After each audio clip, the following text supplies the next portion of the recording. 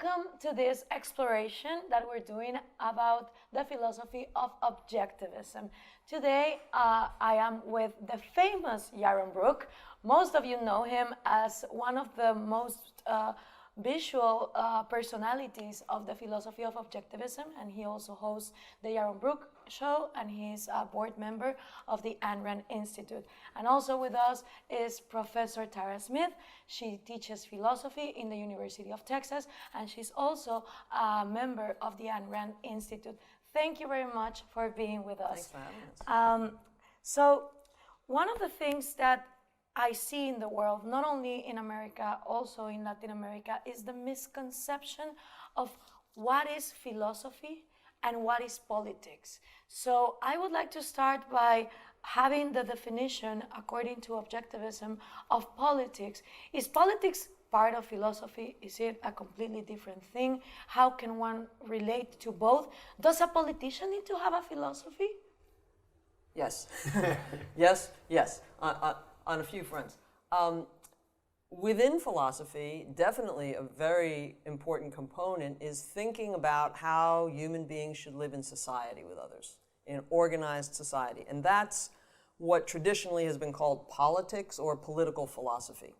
But politics in that sense isn't just the same as the kind of everyday following of elections or political parties or who's up in the polls or that kind of thing. But philosophy, and political philosophy in particular, is concerned with what are the basic conditions in a society that will allow the individuals to flourish in that society. So what sorts of principles should govern? You know, should they be free? Should they be compelled to act in this way or in that way? Does man have rights? You know, is there such a thing as an individual right? If so, how do you figure out what your rights are too? What is justice in society? So there are all sorts of political ideals that people have talked about over the years. People talk about equality in the political realm or democracy and so on. So the sort of subject matter of political philosophy is to figure out which of these principles are valid, exactly what they mean, what are their foundations. And then even when we think about just politicians today, you know, in Mexico, in Guatemala, in the US, in Poland, if they're to be, you know, if they want to be the elected governors or if they're the self-appointed governors, the governors in society need to themselves be guided by the right ideas about the basics. So you're going to have to stop me sometimes because I could go on and on and on. So feel free. Yeah, I mean, philosophy deals with the fundamental questions in these fields, and in politics it deals with these kind of fundamental questions that Tara spoke about. And in a sense, every human being needs a philosophy.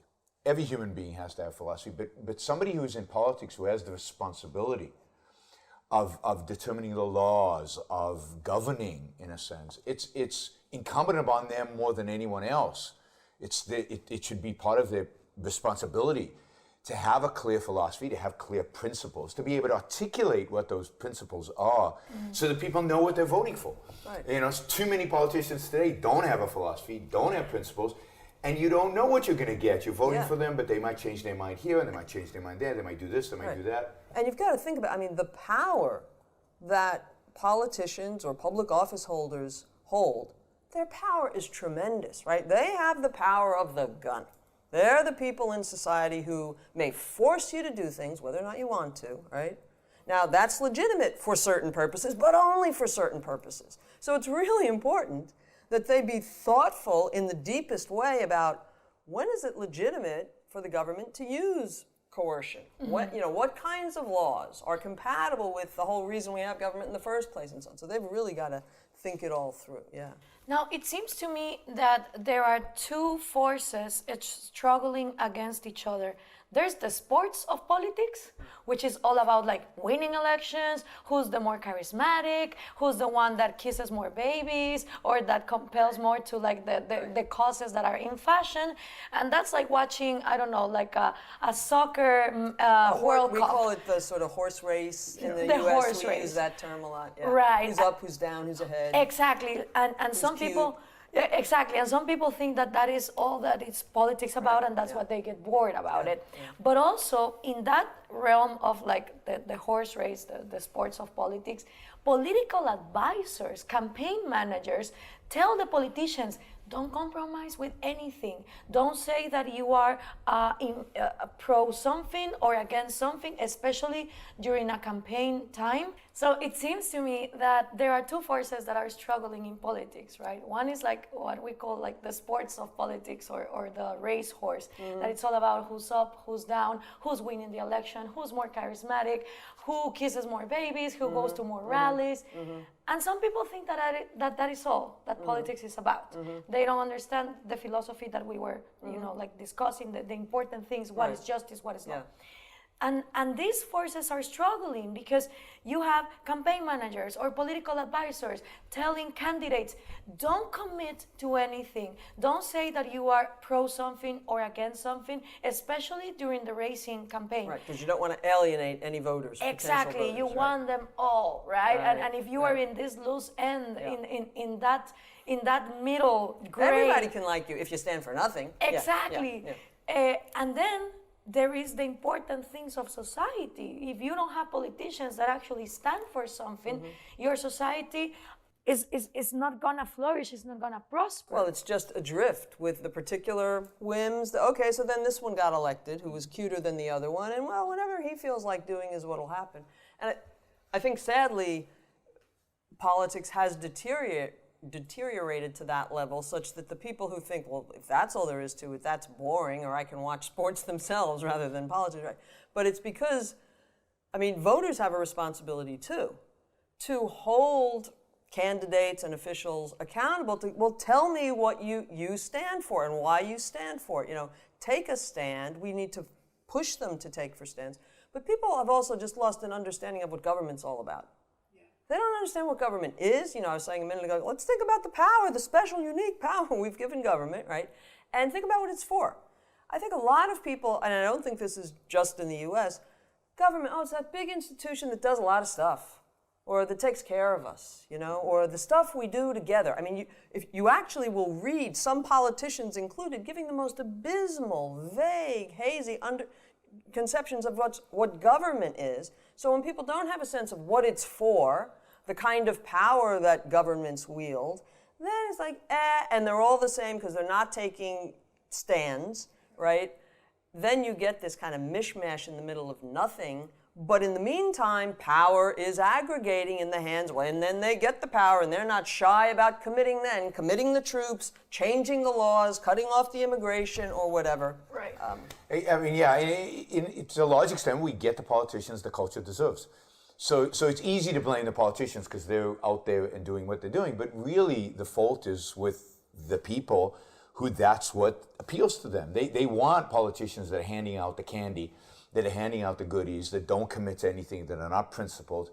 And indeed, politicians who stand for anything don't get elected. So the political consultants, it's not their fault. They're just telling you this is how you've got to win. This is the market right now. Yeah, this is the market. So if you're gonna make a change, the change has to happen at the intellectual level. We have to gain as a culture, in a sense, an understanding of what government is for, what government is not for, what kind of government actually creates a flourishing society. And as long as people are ignorant or evading the truth about that, we're going to get the politicians that appeal to the worst element of us. And of course, you could have a politician who leads, who educates, who teaches us, but that is very hard, and it's doubtful that they'd win. But it tells us something about the nature of the politicians who will follow such advice. Yes. Okay, I will be all things to all people. So what is he after? Does he have some ideas? Does he have some genuine ideas that he bloody cares about? A philosophy. On whatever the issue, and I might disagree with him a lot. No, but he's obviously all about getting elected, which means he wants power. I want office so I can do my stuff. Right. When we go along with that, again, we get some of the blame too, but we've been doing that for so long at all levels. The consultants are evading, the politicians themselves, the voters are evading. This is a really sacred responsibility to have, and again, think about the purpose of government. I think that's one of the things that Ayn Rand stresses that's so important. You've got to think about, why does it make sense for human beings to have a government in the first place? Does it make sense? If so, why and for what? And the basic answer is to protect the individual's freedom to lead their own lives. That is that is what I wanna discuss, because if you do the intellectual work, you end in the conclusion that the government is not to control the economy or have natural resources or nothing like that. Government is to implement the minimum laws that allow a just society to exist, where every individual can flourish, where your life, your liberty, your private property is respected, right? And if as it's yours, as yours, exactly. Okay, so that's here. Now, on the other side of the spectrum is all the collectivist mentality of people who believe that the government is actually there to be this economic sugar daddy, that is there to give you well, not just an economic sugar stamps. daddy, but also a moral sugar daddy, right? It's there to tell you what you can consume and how you can consume it, with whom you can consume it, and how that. you take your body, and exactly, and all of that. So they want control. But really, you said a word there that I think is key. It's the question of what is a just society, and that's a big part of this, is about what is the concept of justice, and how does that apply to politics. And I wanted to stress on that, because if you ask most of people today, they won't say that the government's role is to implement equality under the law. They would say that the government's role is to implement material equality or economic equality. People don't see government as a ruler, they see it as a cash machine. Most Santa of them. Claus. And if you try to do the intellectual work, right, and try to bring them from this end to this end, they will say, well, why can't we have a mix? Okay, I understand that the law is important, but I also think that economics and the government, controlling economics is important. And I always remember Ayn Rand's interview in Playboy magazine in 1964, when they asked her, it seems to me that you see the world in black and white. And she gives a marvelous explanation where she says, well, if you understand that white is right and black is evil, why would you go for gray? Why would you put a little bit of the poison, wrong, right? Poison the right? Right, in the milk you give the baby. It's so true. I mean, you have to figure out what are the right principles for government, right? What is government for? And then it's got to stick to its mission, right? What's the function of government? Government's reason for being, its purpose, right? That's sort of question number one.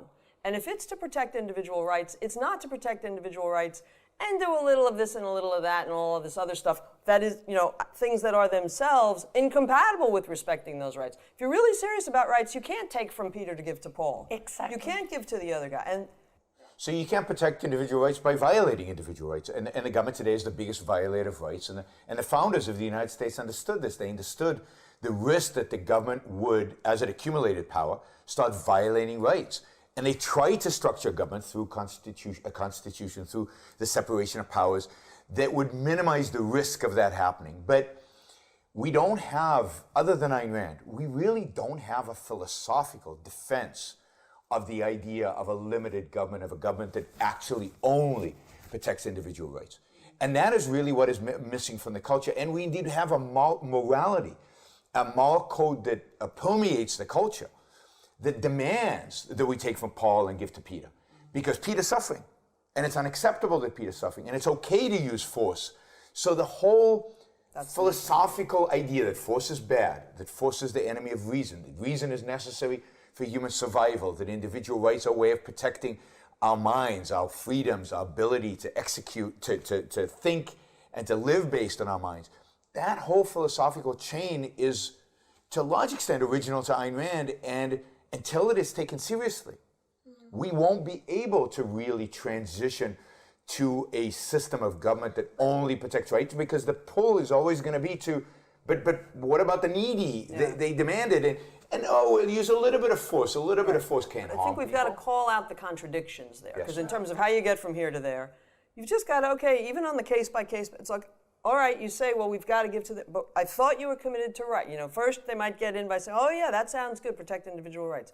Well, how is that compatible with okay, if you don't want to give voluntarily, to hell with you, we're just going to take your money. I mean, expose the contradictions and, try to prod people to, look, you can't have your cake and eat it too. But what happened? Because the United States had the foundations for this to be prevented.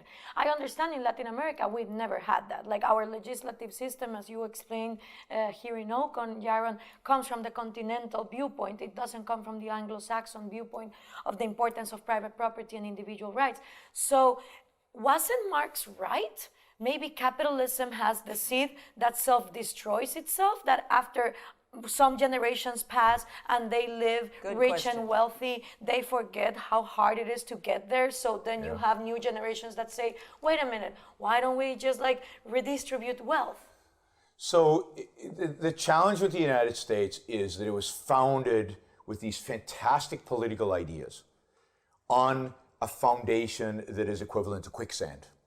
And this is why you can't just pick and choose what you like out of philosophy. Philosophy is a whole. And when you get the politics right, but you get everything else wrong, it's not going to last.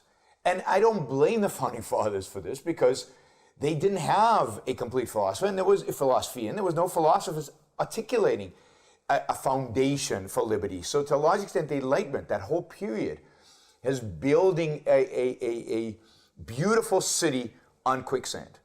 And that quicksand is the morality of altruism. It is the fact that they don't have a complete philosophical defense of reason. They don't understand the link between reason and individual rights. And really, the only philosopher who's provided us with a system, an integrated system, from politics all the way down to metaphysics, that integrates it all and provides what I consider, a real, concrete and metal foundation for the ideas of capitalism, is Ayn Rand. And since the founding fathers came before Ayn Rand, you can't blame them for what they did. They did the best that they could with the tools that they had. But it truly is a tragedy that we didn't have it. Yeah, so I have like a few different things to say here. So first, going back to Marx himself, so maybe capitalism, it just spawns its own. Even in the US, we haven't had full, pure, respected capitalism. So, I mean, we had the platform set up for it, but we didn't quite do it. And once you start cheating on it, once you start in with the contradictions, the mixed premises, the mixed economy, the mix is going to grow. The poison is what spreads in the glass. You put a little drop of poison in here, it's going to pollute gradually, but eventually and steadily, because, well, if he's getting a special favor from the government, I want a special favor. I'm not stupid, right? So once you let in alien premises, that's how it grows and bleeds. But I just want to go back one more. Okay. Before you go to another point, because this is very important, especially for people that are watching in Latin America, Brazil, Spain. Because there's two conceptions, right? The U.S. has always been capitalist. I wish. Exactly. Yeah. That's one. Yeah. And the other one of the people who, study a little bit more, they say, no, there was capitalism until the Civil War and the creation of the Fed. Now you're saying there was never true capitalism. Not fully, completely. And I'm not an economic historian, I'm a philosopher. But no, we always had a mix of some controls, of some government oversight in terms of the currency and so on. Well, and if you think about before the Civil War, we had slavery. Right? Yeah, that's not capitalist. That's anti-capitalist. The South was feudal, and then after the Civil War, it was a period, the freest we've been. But we had regulation of the railroads. We then had antitrust laws in the 1890s. Then we got a Federal Reserve in 1913. But even during that period, from the Civil War until World War I, or until the central bank, we had all kinds of regulations, all kinds of favors, all kinds of cronyism, all kinds of things. Now, it wasn't anywhere near as bad. I wish we had what we had back then, right? It was as close as we've ever come to capitalism, and it's a million times better than what we have today. But we've never had it in pure form, and we've never had, since the founding, there's never been a defense of it. There's never been intellectuals who actually defended. The intellectuals in the 19th century, in a sense, hated the American system, attacked the American system, undermined the American system, certainly post-Civil War. So by the time you get to when you have a central bank and income tax, everybody's ready for it, because the intellectuals have been pounding away that this is evil, this is bad. The progressive, what they called themselves, the progressive movement at that time. But European influences, that little poison, Although I think the poison was even there at the founding, slavery, for example. But European influences throughout the 19th century undercut American capitalism from the very beginning. And going back to what Yaron was saying earlier, it's the altruism, he was saying the lack of the moral foundation. It's the altruism that undercut us throughout. I mean, earlier we were talking about individual rights, right? The idea of individual rights, among other things, it means your life is yours. Each man is an end in himself. That is incompatible with my thinking, I am my brother's keeper. I have to serve. Give and you shall receive from the Lord, right? If I really think that, that's exactly what's going to make me think, oh, well, he's needy. We have to give to him. So there's that fundamental contradiction between altruism and egoism, such that the defenders of capitalism, right? There are many so-called defenders of capitalism. They're apologists for capitalism, in the sense that they apologize for it. Yeah. It's like, oh, it's not so bad, or oh, look at GNP, or and they'll point out, but they're not getting at that core issue of egoism, altruism, whose life is it? Yeah, and the essential of capitalism is not GDP, it's not wealth. Right. The essential of capitalism is freedom. It's the freedom of the individual to live his life in pursuit of his own happiness. And that contradiction is already in the founders. On the one hand, you've got in the Declaration of Independence, each individual has an inalienable right to pursue their own happiness. Right. On the other hand, you've got Thomas Jefferson and others articulating a morality, a Christian morality, a morality of sacrifice, a morality of what's good for the other is the standard of morality. And that undercuts immediately the idea of pursuit of happiness. Because is it the pursuit of happiness or is it the pursuit of other people's happiness? What should actually guide me? And that contradiction in morality then infects the politics. So let's talk about that hypocrisy, that contradiction, because it has been called out by different people throughout history. For example, in France, Frédéric Bastiat, a lawmaker, well, mostly an on-lawmaker, because he wanted to take away all the laws that prevented true capitalism. A lawbreaker, yeah. And he has a very good short story about taxing the sun. The story of the candle makers, right? So he is mocking all these crazy subsidies, and he goes to the extreme of saying, well, why don't you candle makers go to parliament and ask for people to, put wood in their windows and avoid the competition of the most cruel of all the competitors of all, that is the sun. The sun, sure. And with this, Bastiat mocks the fact that this is ridiculous. Also, you have, for example, Friedrich Hayek writing The Road to Serfdom, right? And warning about the dangers of having a totalitarian government that controls everything. Also, you have Ludwig von Mises, who talk about the anti-capitalist mentality or the evil within the socialism economic system. So what is so special about Ayn Rand? What is that she brings to the table that no one else has brought through history? And I just mentioned 3 examples, but there have been many other freedom fighters. Yeah. But what is it that she accomplishes that no one else had accomplished before? I mean, it's basically that she presents a philosophy. If you think of Bastiat, he's fantastic. I mean, he's a genius. But he only deals with a certain layer. He only deals with that political layer. He deals with the law, and he does it beautifully and brilliantly, but he's not challenging, again, the fundamental premises that are in society. The altruism, the lack of understanding of what reason really is, and reason as being man's only, basic means of survival. Those ideas, he can defend. He's not a philosopher. He's in a sense, a legal scholar. If you look at Hayek, I mean, it's interesting to look at Ayn Rand's marginalia comments when she read The Road to Serfdom. I mean, and you read it with that in mind. He compromises all the time.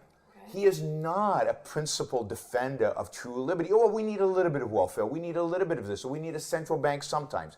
Or we need this here, this there. Because he doesn't have the conception of an absolutist view of the role of government is to defend individual rights, period. No buts, ifs, nothing. Yeah. And he has this conception, which Rand rejects completely, of the common good, the public interest. Again, coming from altruism. We need to care about society, not about the individual in his own pursuit of happiness, but about what's good for them and the needy, and we need to take care. So, Road to Serfdom, he talks about the slippery slope. He's on the slippery slope. He puts us on the slippery slope. Right, and even if you think back to somebody like John Stuart Mill, known as a great champion of liberty, sort of, kinda, and as long as it serves the public utilitarian, and I think so that's a form in which the conflict, the contradiction plays out in the U.S. and always has between the public good understood on these altruists, the good of all, and the individual has to be sacrificed for the greater utility and so on, that versus the individual. And Rand gives you the foundation for understanding. And I like that Yaron used the word absolute. You have absolute sovereignty over your own life. I mean, all that's got to be unpacked and understood in a certain way, right? But as long as you're not infringing on anybody else's rights, right, your life is yours. And that stands on the egoism, the morality of egoism. And that stands on, again, going back to philosophy more broadly, what she saw in the nature of reality and metaphysics and how we can know anything. But isn't that the best for society? Isn't the yes, best for society that every individual has their rights respected? Only if you understand what society means. Only if you yeah. understand that society is just a collection of individuals. It's not a unit in and of itself. Right. But the fact is that most of these thinkers, almost all of them, don't deal with society as a collection of individuals. They have a kind of metaphysical view that society is an entity, it's a thing. And it's okay to sacrifice the minority. If you viewed the individual's life as sacred, then you would never say I can sacrifice one individual for the sake of society. But they all, with the exception of Mises, I think Mises has a better conception here, and he's the best of the economists, and he's the most consistent of them. Yeah. I mean, he famously in a Mont Pelerin meeting very early on stood up angrily and said, "You're all a bunch of socialists," including Hayek. Yeah. He called him a socialist and stormed out the room because they were compromising. Yeah. And he would not compromise. And he would call it for what it was. And he also defended Rand, Yes, he's the one who liked Rand, and there's a reason. They were both uncompromising absolutists. But let me say, and I think I've come to this more and more, one of the great tragedies of the 20th century, in my view, is that those great thinkers, Hayek, Mises, many of kind of the free market world that was out there, did not take Rand more seriously. If these giants had said, we're economists, and we get the economics, and we can explain the economics, and we can explain the economics of free markets and why it works. But you know what? We're not philosophers. We need a philosopher. And Ayn Rand here is presenting us with a philosophy that gives the foundation for what we believe in, you have to have that philosophical foundation. Yeah. The world we would be 50 years to 100 years further along in the fight for liberty. Also, not just if they all automatically immediately bought Ayn Rand, but it's like, we ought to look into what she's saying more. And of course, give it a full, thorough, critical, challenge it, etc. But take her seriously to begin with, and you'll see, I agree with that. In fact, I come from the libertarian background first. I studied Mises, Hayek, Bastiat, Hazlitt. It all made sense. And then I read Rand way after that, reading Atlas Shrugged, like I went from zero to everything, And I was like, this is completely coherent. I don't see why this should be forced. Completely coherent. I like both those words. Exactly. Yeah. It's like both approaches nurture from each other. I mean, there could be things that, as you say, discussions and debates, but that's healthy because that makes a movement grow and have more influence and more impact. But I think it's because of what you said. One of the problems is that economists don't recognize the importance of philosophy, and I think a lot of people out there in the free market movement, they get caught up in the economics, and the economics are beautiful and it's fun, and I love it and so on. But unless they start understanding that it all rests on a foundation, and what undercuts freedom in the world today is that philosophical foundation, unless they start taking philosophy seriously and engage in objectivism, not just on the politics, but as a philosophy, and see its importance in that realm, they can't win. The freedom movement can't win. So, and I think they didn't do that with Rand when Rand was alive, which is a massive tragedy because she was the ultimate genius here. But that's the kind of engagement that has to happen unless the culture, and this is why it's so hard, unless the culture changes its fundamental philosophical approach, we're not going to get the politics right. Right? People have to become more egoistic. They have to at least have respect for egoism and respect for their own lives and want the freedom. Right? If people don't want to be free, they're not going to be free. But they should want to pursue their values, to achieve their happiness, and not have paternalistic government sitting on their shoulder like a mother telling you what you can and cannot do and what to eat and what you can't eat. But they have to have that self-esteem. Right. No, the that nanny self-confidence. state that has been going on for so long, that term I think first came out of England maybe, but the nanny state, as it spread, people get used to being taken care of and they want to be taken care of. And I mean, we've all, in a sense, grow up. You know, part of what everybody needs to do, voters, it's like, grow the hell up and take responsibility for your own, you know, but we're in this self-reinforcing kind of cycle. And the only way to change that self-reinforcing cycle is philosophy. It's a new set of values. It's a new way of thinking about the world. I mean, let me talk about our libertarian friends for a minute, you know, and a lot of these economists that we were just talking about, they want limited government. Objectivists want limited government. Limited why? Limited how? Limited by the function of government, by its reason for being in the first place again. Whereas I think what you find with a lot of libertarians is they just want it. They don't really understand what liberty is fully. They don't understand what its foundations are, why you have a right to freedom, but they know that they want it. But they don't even want it because they don't really know what it is, but they know that they want something. They know that they want to feel a certain way. Hey, don't tread on me, right? Get out of my space. So, yeah, limit government because I have these feelings. So it's completely subjectivist. So that's another way in which I think a lot of the pro-liberty movements, you know, which on the surface look good, really are only superficial and are not getting at the kind of thing that Ayn Rand is talking about. I mean, Hayek rejects the idea really of individual rights. I mean, he's not a defender of individual rights. He might be a defender of economic freedom, but not in the name of individual rights. So, he does it in the name of some kind of social utility. So, at the end of the day, he undercuts his own argument, and without that understanding of what liberty is and what is this fun, you know, we keep saying this, but it's so crucial. You won't ever achieve. And while we're at it, let me say there are two excellent essays by Ayn Rand, which are available free at the Ayn Rand Institute website. One is simply called "The Nature of Government," and the other is called "Man's Rights." And if you wanted to start thinking more about these things and seeing the way in which she approached them, those two essays, Nature of Government, Man's Rights, available free on the web, just really a wonderful place to start in thinking more about this. Right. I feel like because we were talking about this yesterday, the university that I come from in Guatemala gathered together all the different minds that fight for freedom. So you have a public choice school, you have law and economics, you have a monument to Atlas Shrugged. Of course, they teach you Austrian economics, and it doesn't matter what you choose in your career. You can study medicine, psychology. I studied international affairs and political science. You have to pass through the courses of Austrian economics, and Rand is always there. You know, like the first thing they teach you is liberty is responsibility, is one coin with two sides. You cannot have liberty if you're not responsible of yourself. What you were saying, grow up, right? So I think that I cannot separate what are the benefits that libertarianism has given me from the benefits that objectivism has given me. Like I have both, you know, they are both part of the way that I think, that I conduct my politics, that I try to influence more people. And all I see is benefits from the two. Because, okay, Rand, for me, she gives me the philosophical aspects on how to conduct my personal character, my life. What do you say? Why do you want freedom? How do you answer that question, right? The depths, like if you see a tree, she's the roots. And then the branches are things like, okay, how are we going to make public policy? Like, for example, the voucher system in education, or individual pensions for health.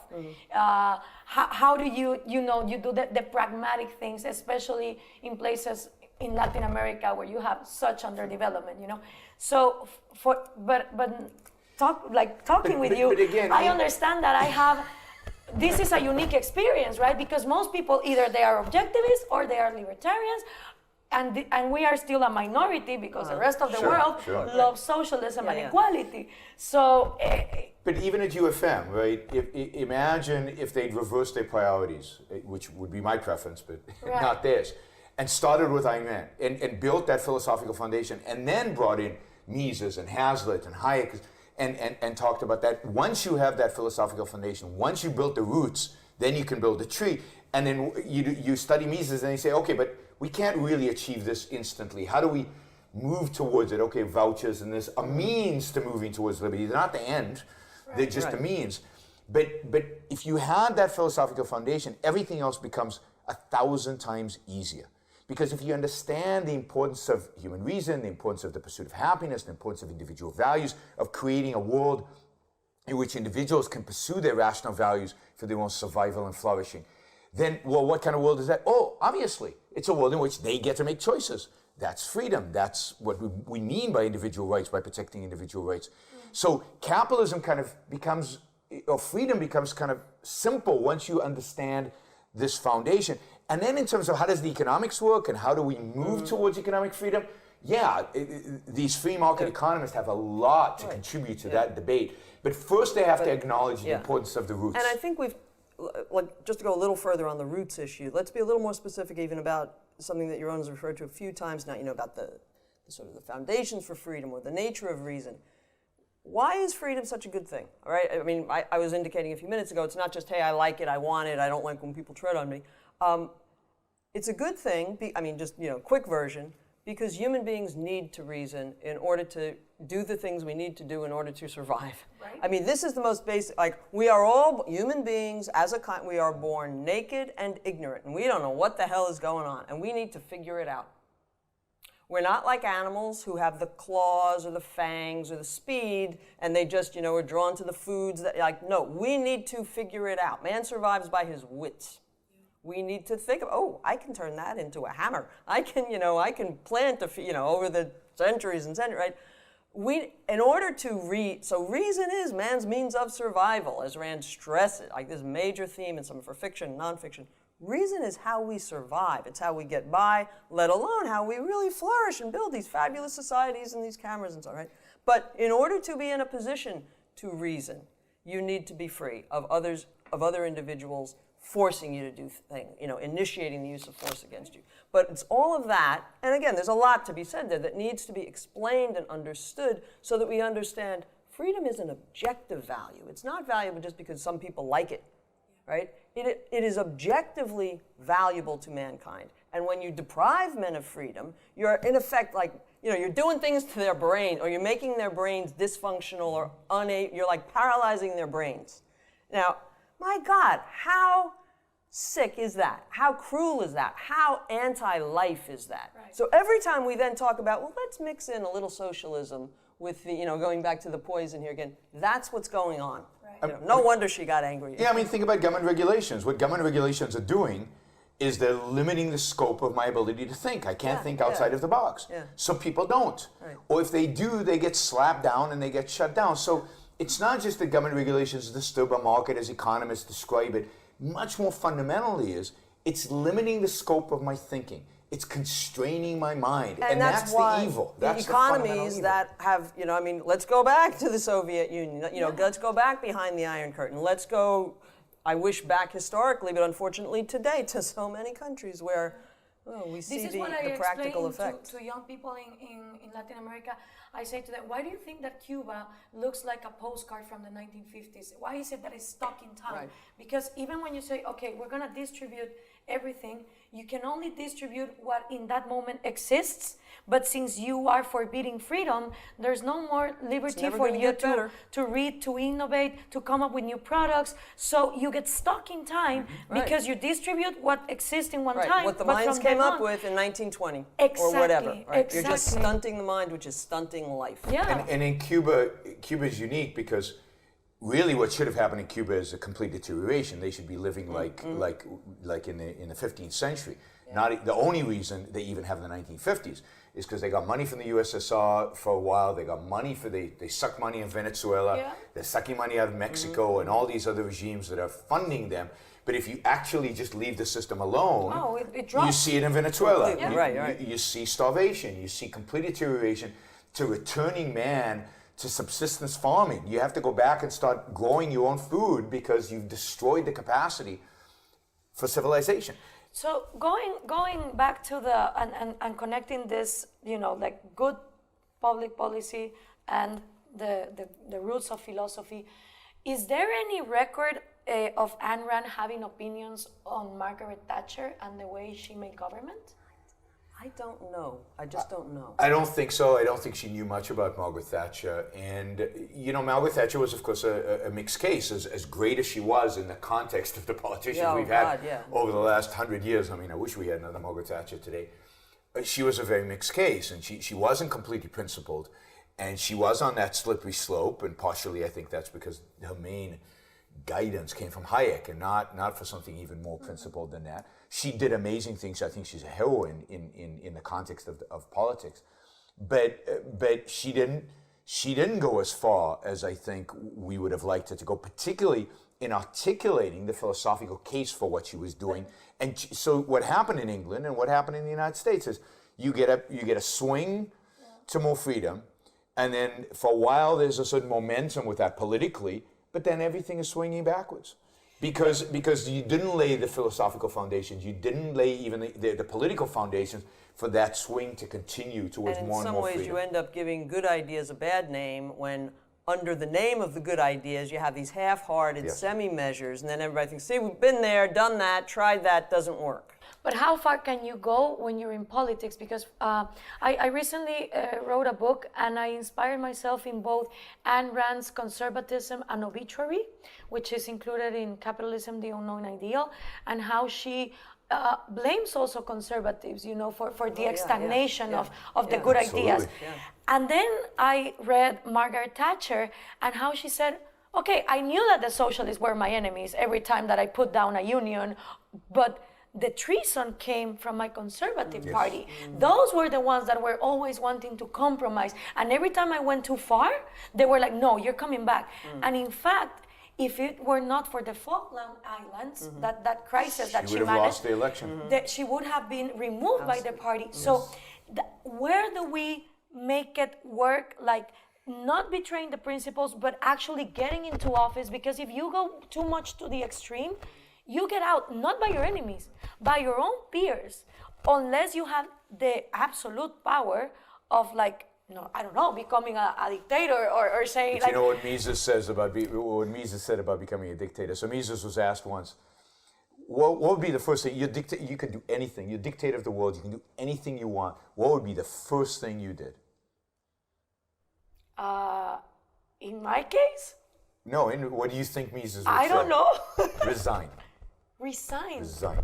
He said you can't force people to be free. Right. You can't impose freedom on people. The whole idea of a dictator is a negation of the idea of freedom. Right. So no, I wouldn't sanction the idea of a dictator by staying a dictator. So Pinochet, for example. Well, yeah, I mean, Pinochet killed a lot of people. He's a bad guy. I mean, we have to balance the good with what he actually did. Yeah. So no Pinochet, and this is the challenge, right? And this is why it's a little depressing. But you're not going to really achieve much success in politics. Right. Politics is not the realm in which we're going to change the world. Right, I agree. The way to change the world is through education. The way to change the world is through convincing people and educating people about a new set of ideas. And again, I keep going back to this, but this is why philosophy is so important. That's where that's why it's so hard to educate people, to change people's morality. We talked about it particularly in the context of Latin America, which is a very Catholic place.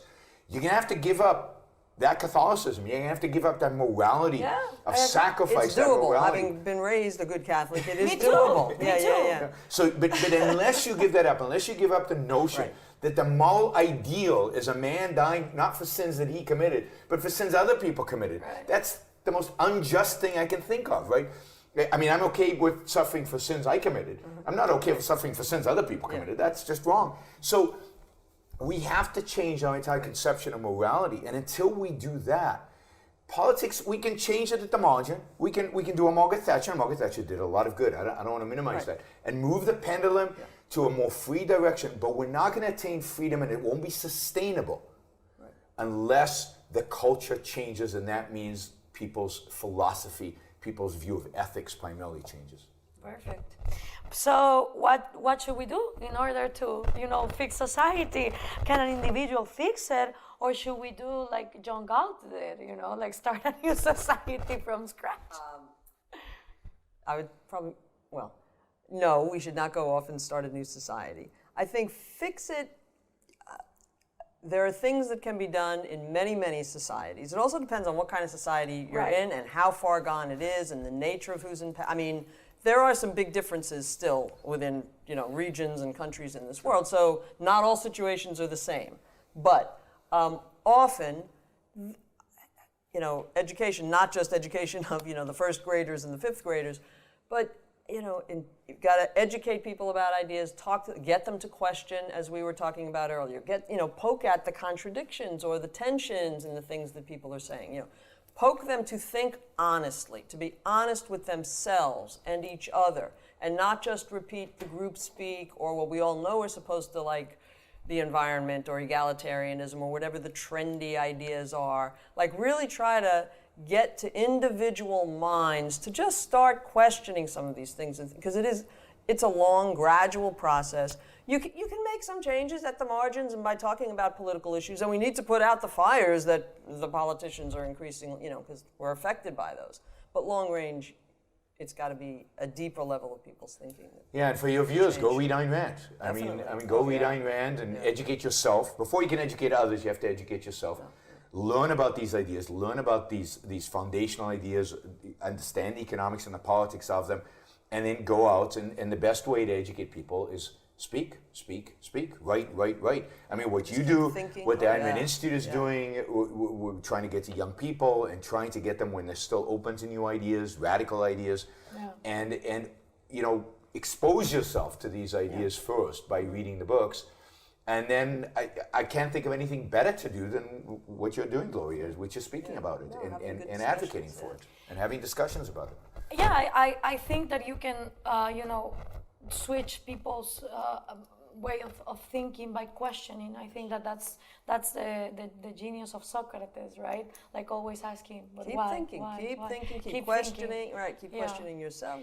And this be is honest why about it. we need to fight for free speech and all this ridiculousness of like, no, you cannot talk about that, and that's cultural appropriation, and that offends me, and feelings before thoughts.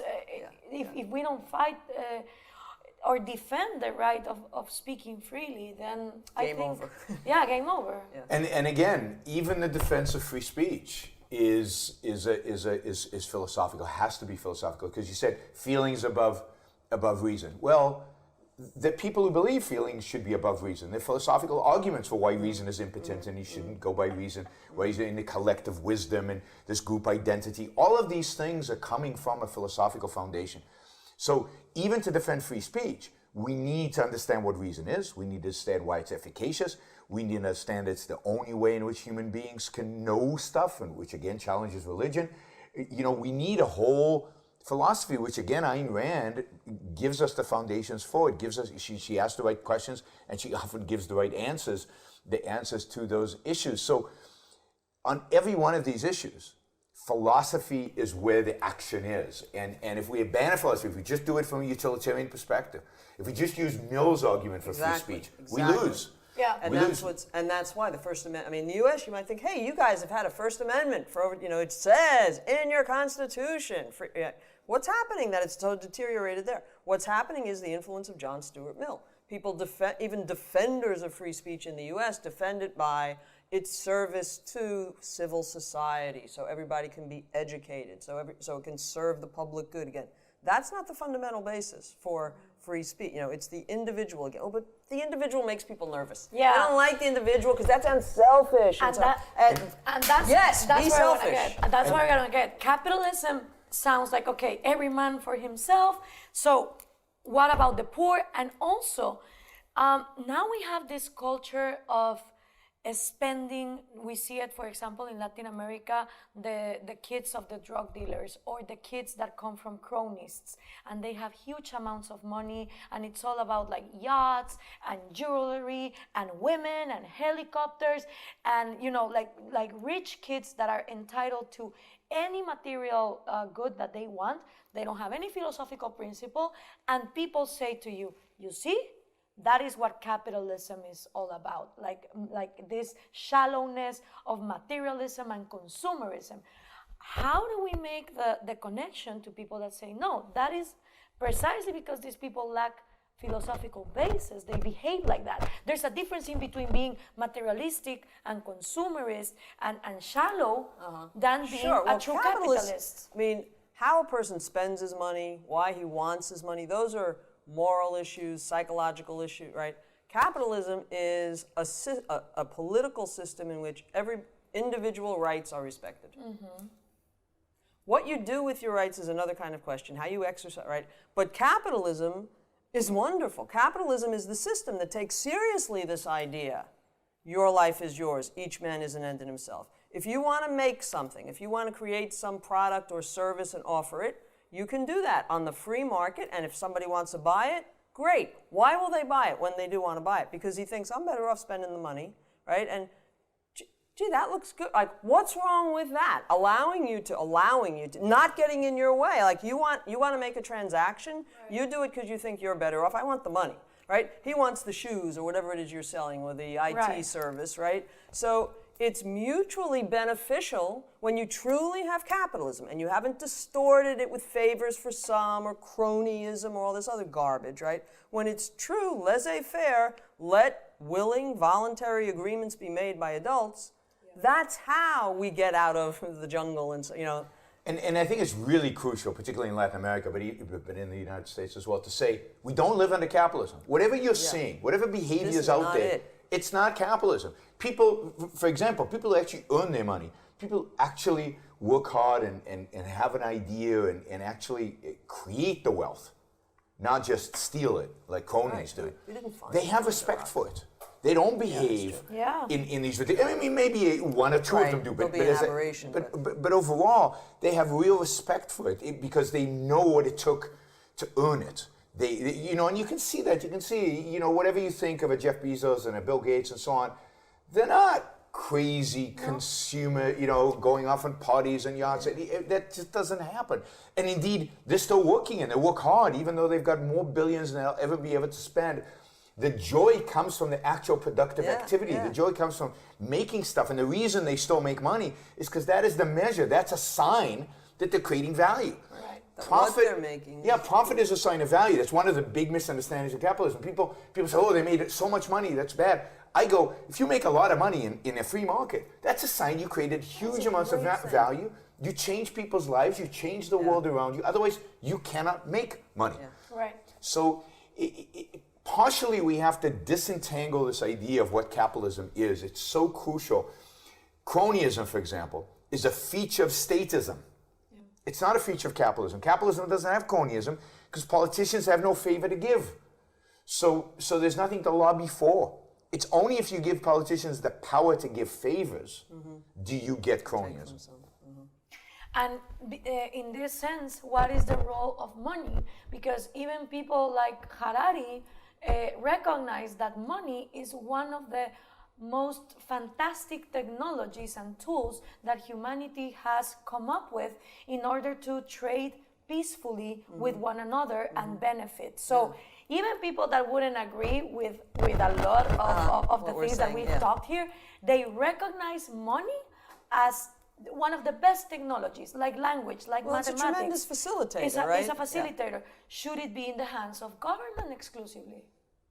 Well, obviously not. I mean, there's absolutely no reason for it. And when government does it, if it monopolizes any product, it's violating people's rights to use whatever kind of means of exchange that they want.